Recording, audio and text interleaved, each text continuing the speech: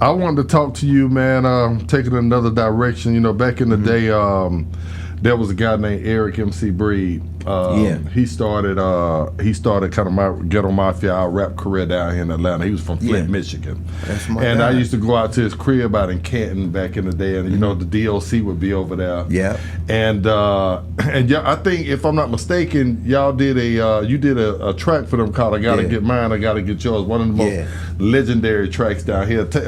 Tell me about that record and you know how that came to be. Well, DOC and Rodney G. Well, DOC, that's my dog. Right. So at that time, that was around the times when we was doing the Chronic and dog. Well, no, we wasn't on Doggy Style yet.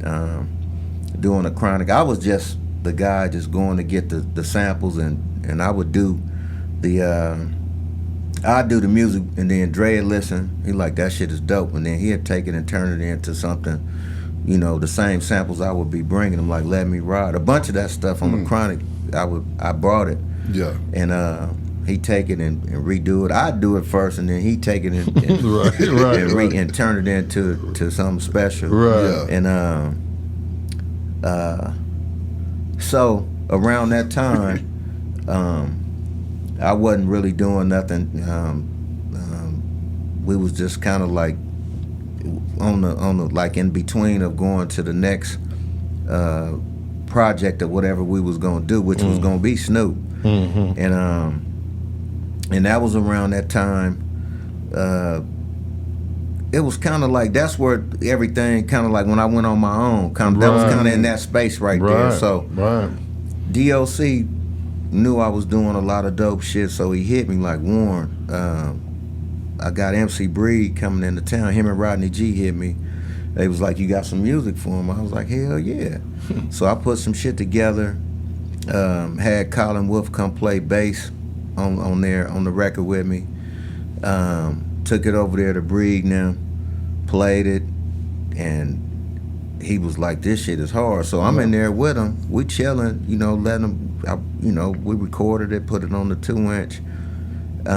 So I was doing like light mixes and stuff like that. Cause from learning from Dre, I was just, on the SSL, EQing and doing all kind of stuff. And then Pac walked in.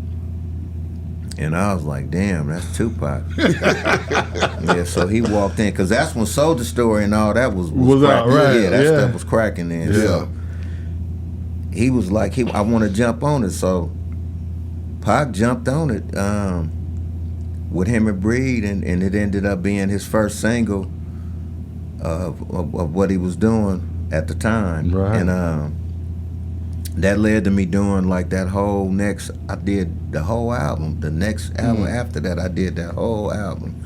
And that was a success. So that was pretty much like my first, actual first live production that was just me doing my thing outside of Dre and Snoop now. Yeah. Y'all shot that video at Andre Rising house. I didn't make it. You know why you ain't make it in the video? That video was classic. I wasn't in the flying on the plane. I'm still kind of like, you know, like out here. I got a tour bus, so I came with my tour bus. Yeah. Not saying that I won't fly. Right. Me and Snoop flew shit for almost 4 years straight. My God. You know, not too long ago. So I do it.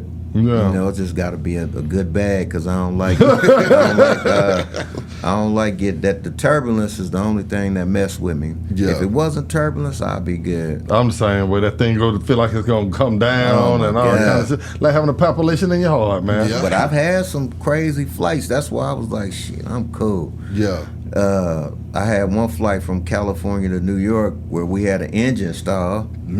So just imagine you seeing fire coming out of one of the engines. He restarted it while we was in the air. It was like, boof, boof. We didn't even know, like, I'm like, we getting ready to crash. Everybody starts, ah! So I was like, shit, I don't know what the fuck going on in here. Shit.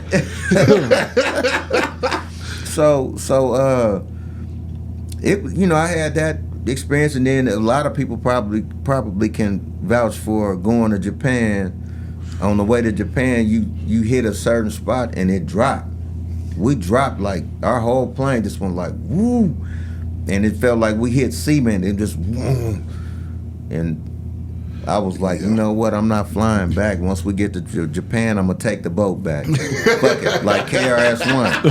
Yeah, it's gonna take about 3 weeks, almost a month. But hey, let me get on that motherfucker. I don't roll to California like that. I was scared to fly.